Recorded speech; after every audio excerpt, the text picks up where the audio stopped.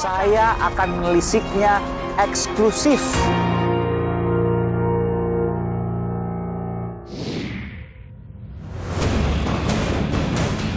Lebih dari satu orang meneriakkan mati.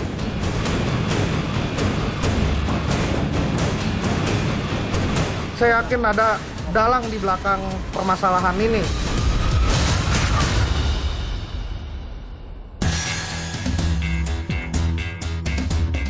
Meski motif pengeroyokan terhadap Ketua KNPI Haris Pertama belum terungkap, sejumlah fakta mengemuka. 3 pelaku yang ditangkap dan 1 pelaku yang menyerahkan diri adalah penagih utang alias debt collector. Mereka memperoleh bayaran 1 juta rupiah per orang. Peran mereka beragam. 2 orang memukuli Haris, 1 orang memerintahkan pengeroyokan.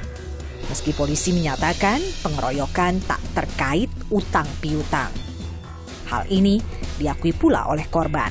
Saya tidak pernah punya masalah ya dengan mereka bertiga, saya juga tidak kenal ya. Ada 3-4 orang itu, tiba-tiba dia langsung pukul saya.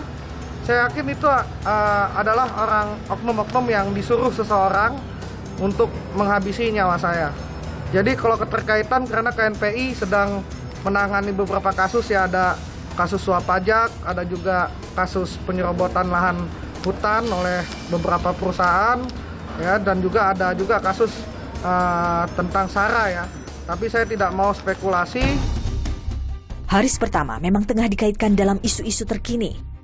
Menjabat Ketua KNPI pria kelahiran Jakarta 38 tahun silam ini aktif menjadi pelapor sejumlah kasus, di antaranya kasus dugaan suap pajak pabrik gula, kasus dugaan ujaran kebencian oleh mantan politisi Partai Demokrat Ferdinand Hutahian.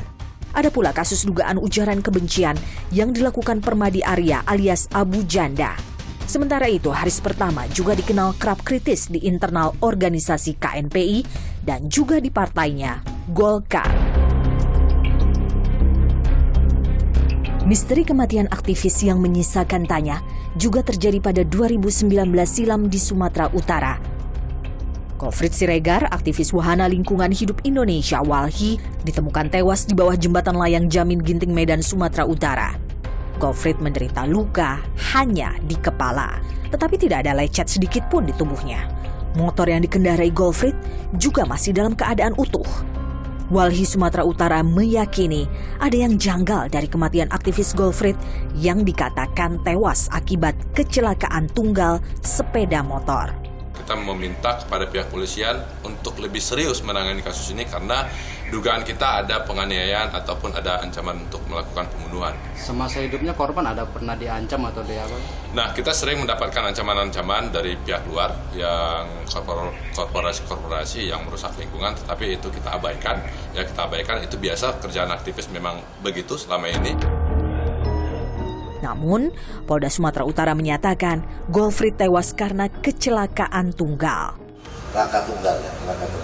Kemudian bahwa barang-barang yang bersangkutan ini diambil, dan kebetulan ada 3 orang yang pelaku pencurian yang sudah kita tangkap. Sementara ini kami jangan kata di berita-berita lagi. Ini sekarang zamannya berita-berita repot. Dalam kasus Haris Pertama, polisi mengatakan akan mengungkap motif penganiayaan kelompok penagih utang ini. Yang pasti, kasus-kasus serupa harus tuntas diselesaikan agar tak ada lagi aksi preman di negeri demokrasi untuk membungkam. Perencanaan sejumlah orang yang berujung pada aksi preman karena dianggap punya pendapat yang berlawanan adalah aksi kolot yang tidak boleh dilakukan dan harus dihilangkan. Tak boleh terulang di hari-hari ke depan. Harus diungkap tuntas siapa dalang. Karena jika tidak, maka akan menciderai demokrasi. Dan semua bisa jadi akan kembali ke hukum rimba. Saudara saya, Aiman Wicaksono. Salam.